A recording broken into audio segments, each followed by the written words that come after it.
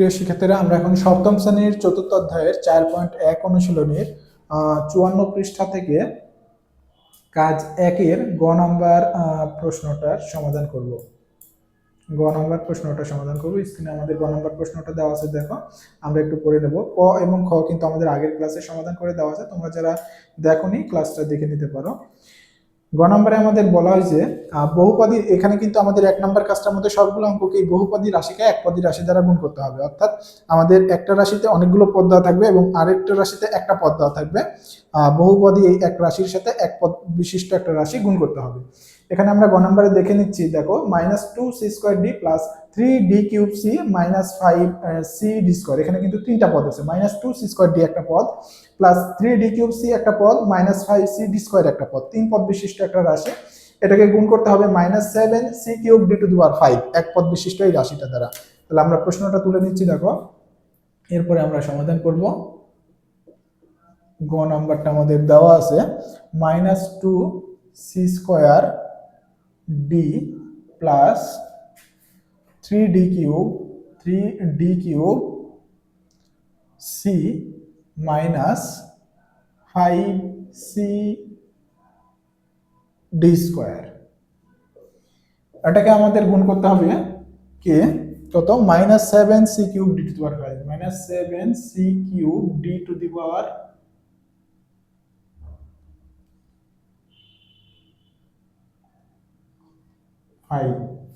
দ্বারা গুণ। তাহলে আমরা সাধারণভাবে গুণের কি নিয়ম জানি, যে আমরা বহুপদী রাশিটাকে একটা বন্ধনের মধ্যে তুলে নেব এবং একপদী রাশিটাকে আলাদাভাবে তুলে নিয়ে দুইটার মধ্যে গুণ দিব আমরা। তাহলে আমরা তুলে নিচ্ছি -2c² plus 3d³ -5c d² গুণন আমরা তুলে নিলাম -7। যদি মাইনাস থাকে, একপদী রাশিটার সামনে যদি মাইনাস থাকে তাহলে আমরা ব্র্যাকেটের মধ্যে দিয়ে নিব, আর যদি মাইনাস না থাকে একপদী রাশিটার সামনে তাহলে ব্র্যাকেট না দিলেও কিন্তু আমাদের তেমন কোনো সমস্যা হবে না, খুব সহজেই করতে পারবো। তবে মাইনাস থাকলে কিন্তু আমরা ব্র্যাকেট দিয়ে দেবো, না হলে একটু সমস্যা হতে পারে, তোমাদের বুঝতে একটু অসুবিধা হতে পারে। তাহলে দেখো এখন আমাদের এই একপদী রাশিটার সাথে বহুপদী রাশিটার প্রত্যেকটাকে কিন্তু আলাদাভাবে গুণ করতে হবে।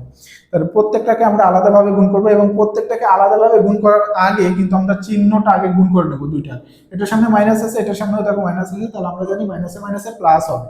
তাহলে প্লাস দেওয়ার প্রয়োজন হয় না, তাহলে প্লাস যেহেতু দেওয়ার প্রয়োজন হয় না, সামনে প্লাস দেওয়া লাগে না, তাহলে শুধু আমরা গুণ দিয়ে দিব 7c³ d⁵।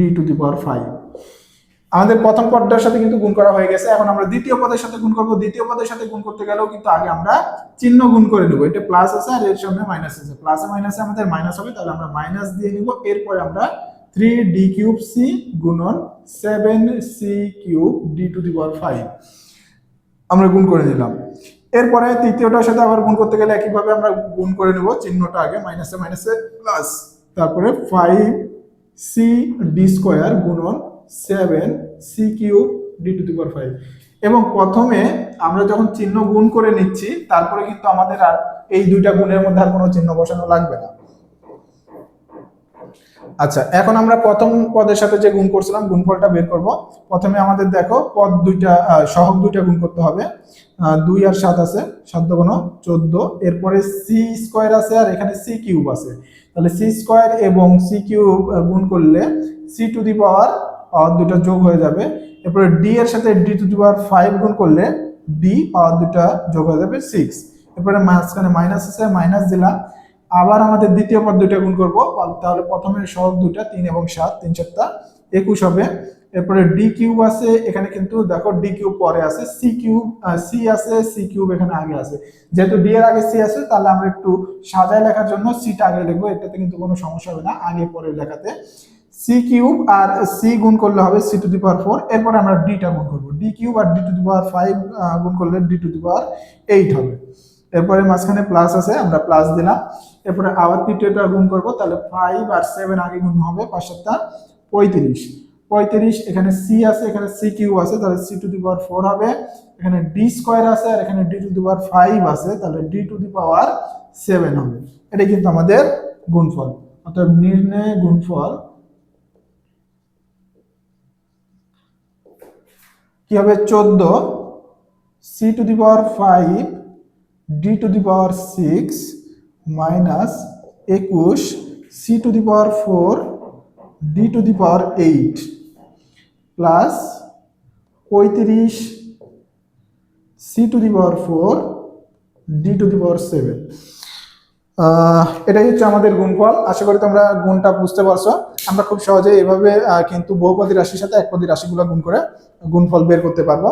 তোমরা এই অঙ্কটা নোট করে রাখো, পরবর্তীতে যখন তোমরা নিজেরা সমাধান করবে না দেখে কোথাও প্রবলেম হলে বা আটকে গেলে কোনো সমস্যা হলে অঙ্কের মধ্যে তোমরা এই নোট করা অঙ্কটা দেখে কিন্তু বুঝে খুব সহজেই করতে পারবে আশা করি।